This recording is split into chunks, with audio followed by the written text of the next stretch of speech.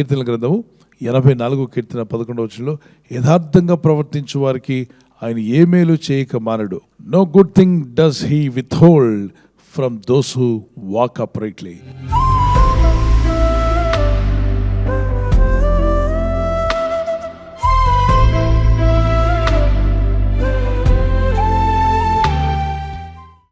దేవుడు మేలు చేయక మానడు, తప్పక మేలు చేస్తాడు. ఎవరికి మేలు చేస్తాడు? యథార్థంగా ప్రవర్తించే వారికి. దేవుని దృష్టిలో యథార్థంగా ఉన్నామా లేదా? ఆయన దృష్టి వేరు, మనుషుల దృష్టి వేరు, నీ దృష్టి వేరు. నీ దృష్టికి నువ్వు యథార్థవంతుడిగా ఉండొచ్చు, కానీ దేవుని దృష్టికి యథార్థవంతుడిగా లేకపోతే ఆయన ఇచ్చే మేలులను మనం పొందుకోలేము. కనుక దైవ దృష్టిలో మనం ఎలా ఉన్నాము అన్నదాన్ని మనం పరీక్షించుకోవాలి. మన దృష్టికి మనం యథార్థవంతులుగా ఉండొచ్చు. పక్కవారితో పోల్చుకుంటే అతని కంటే నేను యథార్థంగా ఉన్నాను, ఈమె కంటే నేను యథార్థంగా ఉన్నాను, పర్వాలేదులే, నా భక్తి ఆ బ్రదర్ కన్నా ఎక్కువగానే ఉంది, నా కుటుంబం వారి కుటుంబం కన్నా బెటర్గానే ఉంది, మరి నా రాబడి, నా సంపాదన, నాకున్న పేరు ప్రఖ్యాతులు ఇతరుల కన్నా బెటర్గానే ఉన్నాయి అనుకుంటూ కాంప్రమైజ్ అవుతూ ఉంటాం. మనం కాంప్రమైజ్ చేసుకోవద్దు. వాక్యం చెప్తుంది దేవుని దృష్టిలో మనం ఎలా ఉన్నాము. 2 Chronicles chapter 16 verse 9, తన ఎడల యథార్థ హృదయం గలవారిని బలపరచుటకై యెహోవా కనుదృష్టి లోకమందంతట సంచారం చేయుచున్నది. ప్రపంచంలో ఏ దేశంలో నువ్వు ఉన్నా ఆయన కనుదృష్టి లోకంలో ఉన్న ప్రతి ఒక్కరిని పరీక్షిస్తున్నాడట. ఎలా ఉన్నారు వీళ్ళ ప్రవర్తన ఎలా ఉంది? వీళ్ళ ప్రవర్తనను బట్టి నేను వీరిని దీవించాలనుకుంటున్నాడు. యథార్థవంతులు అన్నప్పుడు మనకు గుర్తొచ్చేది చిన్నపిల్లలే. ఆ చిన్నపిల్లలను చూస్తే మీకు ఏమనిపిస్తుంది? యథార్థంగా ఉన్నారు కదా, వారు నవ్వినా కపటం ఉండదు, వారి చూపులో పాపం ఉండదు, నిర్మలమైన చూపు, వారి ఆలోచనలు పాపంతో లేనివి, పవిత్రమైనవి. గనుక మరి వాక్యంలో ప్రభు ఏమన్నాడు అంటే, ప్రసంగి 7:28-29 వచనాల్లో, దేవుడు మనుషులను యథార్థవంతులుగా పుట్టించును కానీ మనుషులు ఎదుగుచూ వచ్చినప్పుడు తంత్రములు కలుగు చేసుకున్నట్ట, వివిధమైన తంత్రాలు కలుగు చేసుకున్నారు. అంటే ఈ లోకం మనకు తంత్రాలు నేర్పించింది. మన పరిస్థితులు, మన చుట్టూ ఉన్నటువంటివి అన్నీ కూడా తంత్రాలు కల్పించాయి. మనుషుల ముందు నువ్వు బెటర్గా కనబడు, కానీ దేవుని ముందు మాత్రం కవర్ చేసుకోవడానికి ప్రయత్నం చేయొద్దు. ఒప్పుకో. Confess before God. Covering is different, confessing is different. నువ్వు ఒప్పుకున్నప్పుడు దేవుణ్ణి యథార్థత చూస్తాడు. యథార్థత కలిగిన బిడ్డ మీద మీకు ప్రేమ కలుగుతుంది, మీకు దయ కలుగుతుంది, కనికరం కలుగుతుంది. ఇద్దరు బిడ్డలు మీకు ఇష్టమే. ఒప్పుకున్న వాడిని మీరు దయ తలుస్తారు, దగ్గర తీసుకుంటారు. కొట్టాలని కర్ర ఎత్తినా కూడా సారీ అని చెప్పినోడి మీదకి దెబ్బ రాదు, ఆగిపోతుంది. క్షమించు అని అడిగిన మాటకి అతని మీదకి వచ్చేటువంటి శిక్షను తప్పించుకున్నాడు. ఈ లోకంలో సారీ అని చెప్తే చాలా గొడవలు ఆగిపోతాయి తెలుసా.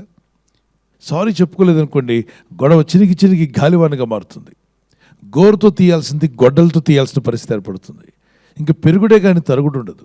యథార్థంగా మారండి. దేవుని దగ్గర ఏమీ కప్పుకోవడానికి ప్రయత్నం చేయొద్దు.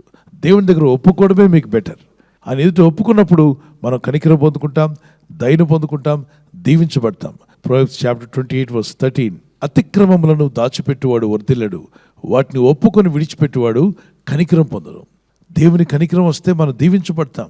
పిల్లల చదువుల్లో, మీ ఉద్యోగాల్లో, మీ వ్యాపారాల్లో, మీ ఆర్థిక విషయాల్లో మీరు కష్టపడుతున్నారు, కానీ చేతుల్లో మిగలట్లేదా?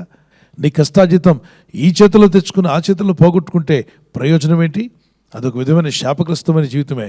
వస్తుంది పోతుంది, ఏమీ మిగలట్లేదు. దాని నుండి ప్రభా, నా దోషములు ఏమిటో ఒప్పుకుంటాను, నా అపరాధంలో ఒప్పుకుంటాను, నా అతిక్రమాలు ఒప్పుకుంటానయ్యా, నన్ను క్షమించి నీ కనికరం చొప్పున నన్ను దీవించి నన్ను వర్ధిల్ల చేయండి. నా చేతుల కష్టార్జితాన్ని స్థిరపరచు. మోషే ప్రార్థించాడు, మా కష్టార్జితాన్ని మాకు స్థిరపరచమన్నాడు. ఎక్కడ? 91 కీర్తన 17వ వచనం, మా దేవుడిని యెహోవా ప్రసన్నత మా మీద నుండునుగాక, మా చేతి పనిని మాకు స్థిరపరచుము, మా చేతి పనిని మాకు స్థిరపరచుము. మీ కష్టార్జితాన్ని దేవుడు ఆశీర్వదిస్తే నువ్వు కష్టపడిందంతా నీ ఇంటికి వస్తుంది, నీ ఇంట్లో కనబడుతుంది, నీ కంటి ముందు నిలబడుతుంది. దేవునికి స్తోత్రం కలుగును గాక. యథార్థవంతులకు ఆయన ఏమేలు చేయక మానడు. యెహోవా నా బలమా, యథార్థమైనది నీ మార్గం. ఒకసారి పాడుకుందాం దేవుని స్తుతిస్తూ. యెహోవా నా బలమా, యథార్థమైనది నీ మార్గం, పరిపూర్ణమైనది నీ మార్గం. యెహోవా నా బలమా, యథార్థమైనది నీ మార్గం, పరిపూర్ణమైనది నీ మార్గం యెహోవా. దయగల వారిపై దయ చూపించును, కఠినుల ఎడల వికటము చూపును. ఓ దయగల వారిపై దయ చూపించును, కఠినుల ఎడల వికటము చూపు. గర్విష్ఠుల యొక్క గర్వముననచును, గర్విష్ఠుల యొక్క గర్వముననచును. సర్వమునెరిగిన సర్వాధికారి, సర్వమునెరిగిన సర్వాధికారి యెహోవా. నా బలమా, యథార్థమైనది నీ మార్గం, పరిపూర్ణమైనది నీ మార్గం యెహోవా. ప్రతి దినము నీ ఇంటికి మేలు వచ్చునుగాక. యథార్థంగా ప్రవర్తించే జీవితం మాకు దయచే ప్రభా. నా దోషములు ఏమున్నా ఒప్పుకుంటాను ప్రభా. డాడీ, నీ చిత్తం నాలో నెరవేర్చు అని ప్రార్థన చేస్తున్నట్లయితే ఖచ్చితంగా నువ్వు యథార్థ హృదయం గల వ్యక్తిగా, యథార్థ హృదయం గల స్త్రీగా నువ్వు మారుతున్నావు. దేవుని దయ నీ సొంతమవునుగాక. ప్రార్థన చేసుకుందాం. Shall we lift up our hands to God. ఈ వాగ్దానం ఎత్తి ప్రార్థన చేద్దాం. ప్రభా, నువ్వు మేలు చేస్తావు నాయన. ఎవరికి అంటే యథార్థ హృదయం గల వారికి. అయ్యా, మాకు మేలు చేసే దేవుడు నీవే, మాకు సహాయం చేసే దేవుడు నీవే. నీ సన్నిధి కాంతి మా మీద ఉదయింప చేయండి. మీ కృప మాకు దయచేయండి ప్రభా. మీ దయతో మమ్మల్ని నింపు నాయన. అంత్య దినాల్లో జీవిస్తున్నాం ప్రభా. యథార్థ హృదయాలను బలపరచుటకు మీ కనుదృష్టి లోకమంతటా సంచరిస్తుందన్నావు తండ్రి. అయ్యా, ఈ లోకంలో నువ్వు చూస్తున్నప్పుడు యథార్థ హృదయాల దృష్టిలో నేనుండాలి ప్రభా, నా కుటుంబం ఉండాలి ప్రభా. నీ దృష్టిలో యథార్థంగా ప్రవర్తించే కృప మాకు దయచేయము నాయన. ఈ ప్రజలు చేస్తున్న ప్రయత్నాలు ఫలింపచేయండి. ఈ రోజు ప్రార్థించి ప్రయత్నించబోతున్న శంకుస్థాపన అయిన, గృహప్రవేశమైన, ఒక బిజినెస్ ప్రారంభిస్తున్నా, ఉద్యోగ ప్రారంభానికి వెళ్తున్నా, ఒక మంచి కార్యక్రమాన్ని ప్రారంభిస్తుండగా, నేను వారి బిడ్డల వివాహం కొరకు ప్రయత్నాలు చేస్తుండగా, వారు చేస్తున్న ప్రయత్నాలు ఫలించలాగున మీ దూతలకు ఆజ్ఞాపించండి. మీరు ఆజ్ఞాపిస్తే కార్యాలు జరుగుతానైనా ప్రభు. ఎవరైతే అనారోగ్యం, బలహీనత అనే అంధకారంలో వారి జీవితం ఉన్నదో అటువంటి వ్యాధి రోగాలను వెళ్ళగొట్టి నీ వెలుగును ఉదయింపచేసి, నీ గాయపడిన హస్తంతో వారి క్రిటికల్ సిచ్యువేషన్ నుండి, వ్యాధి రోగముల నుండి, రోగ పడకల నుండి వారిని లేవనెత్తి స్వస్థపరిచి నీ సాక్షిగా వారిని వాడుకోనైనా. ప్రయాణం చేసి బయటికి వెళ్తున్న వారు మళ్ళీ తిరిగి క్షేమంగా ఇళ్లకు వచ్చేందుకు సాయం దయచేయండి. మా ప్రయాణాల్లో నీ కాపుదలు ఇవ్వండి. ఎటువంటి యాక్సిడెంట్స్ కానీ, ప్రమాదాలు కానీ గురి కాకుండా నీ కాపుదలు యేసు నామములో ప్రతి ఒక్కరికి కలుగునుగాక. యేసుక్రీస్తు వరకు పరిశుద్ధ నామములో అడిగి వేడుకుంటున్నాను నా పరలోకపు తండ్రి. ఆమేన్, ఆమేన్.